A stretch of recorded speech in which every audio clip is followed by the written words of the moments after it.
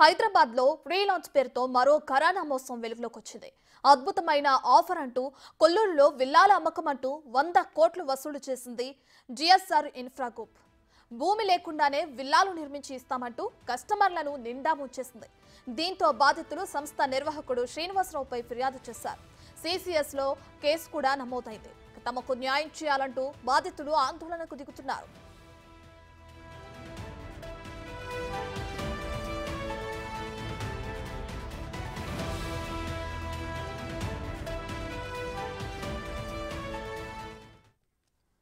Right, ఇదే అంశానికి సంబంధించి మరింత సమాచారాన్ని మా ప్రతినిధి సురేష్ లైవ్ లో అందిస్తారు.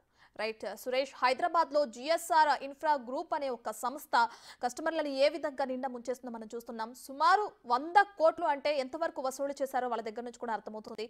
దీనికి సంబంధించి బాధితులు ఏమంటున్నారు? కేసు నమోదైందా లేదా?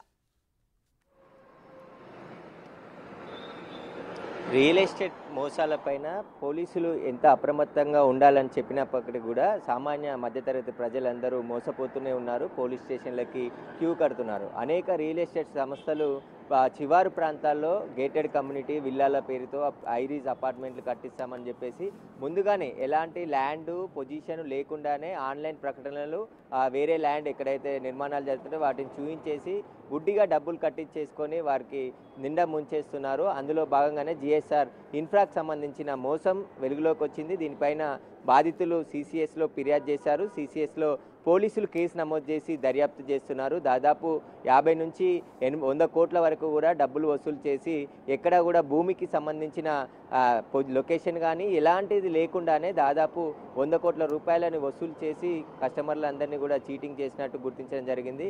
ఒకరి తర్వాత ఒకరు బాధితులు సిసిఎస్కి క్యూ కడుతున్నారు. ఇప్పుడు ఈరోజు కూడా సిసిఎస్ డీసీపీ శ్వేతారెడ్డిని కలిసి మరికొంతమంది బాధితులు కూడా ఉన్నట్టు తెలిపే విషయం వారికి ఇక్కడికి వచ్చి కలవనున్నారు. దీనికి సంబంధించి ఎందుకంటే రియల్ ఎస్టేట్ నగర శివారులో రేట్లు ఎక్కువగా ఉండడంతో కొద్ది దూరంకు వెళ్ళైనా సొంతింటిని కొనుక్కోవచ్చు అని చెప్పేసి కూడా మధ్యతరగతి ప్రజలు, అదేవిధంగా ఐటీ ఉద్యోగులు, ఎవరైనా చిన్న బిజినెస్ చేసుకునే వాళ్ళందరూ కూడా కొనుక్కుందామని ఇలా ఎలాంటి అక్కడ పొజిషన్ లేకున్నా కూడా ఇక్కడ హైదరాబాద్లో ఒక ఆఫీస్ క్రియేట్ చేసేసి అక్కడ డబ్బులు కట్టించుకొని ఆ లొకేషన్ రెడీ అవుతుంది, అవి 1-2 సంవత్సరాల్లోనే పూర్తి చేసి ఇండ్లు ఇచ్చేస్తామని చెప్పి చెప్పడం, 2 సంవత్సరాల తరబడి తిప్పించుకున్న తర్వాత మోసపోయామని చెప్పేసి కూడా సిసిఎస్కి వచ్చి పోలీసులకు కంప్లైంట్ చేస్తున్నారు. కానీ ఇలాంటి రియల్ ఎస్టేట్కి సంబంధించి అప్రమత్తంగా ఉండాలి.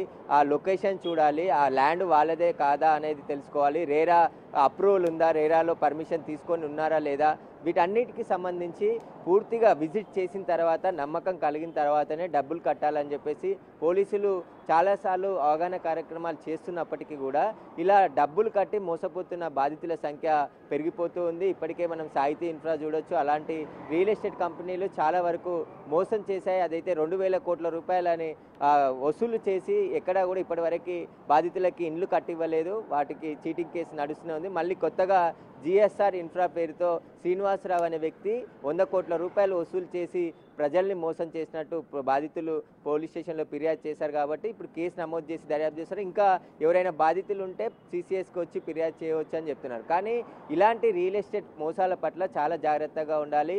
ఎలాంటి ల్యాండ్ కొనుగోలు చేయనప్పటికీ కూడా ఫ్రీలాన్స్ అంటేనే అందులో కొన్ని భారీ ప్రాజెక్టులు ఉన్నాయి. వాళ్ళు పొజిషన్ స్టార్ట్ చేసిన తర్వాత ఫ్రీలాన్స్ ఓపెన్ చేశారు. కానీ అదే సాకుగా తీసుకొని కొంతమంది రియల్ ఎస్టేట్ వ్యాపారం చేస్తున్నామని చెప్పేసి ఫ్రీలాన్స్లో డబ్బులు కడితే ముందుగా భారీ డిస్కౌంట్ వస్తుందని చెప్పేసి కూడా అమాయక ప్రజల నుంచి డబ్బులు కట్టించుకొని చివరికి అక్కడ ల్యాండ్ ఉండదు. ఈ డబ్బులన్నీ కూడా వేరే చోటికి పెట్టుబడులుగా తరలించేసి మోసాలకు పాల్పడుతున్నారు.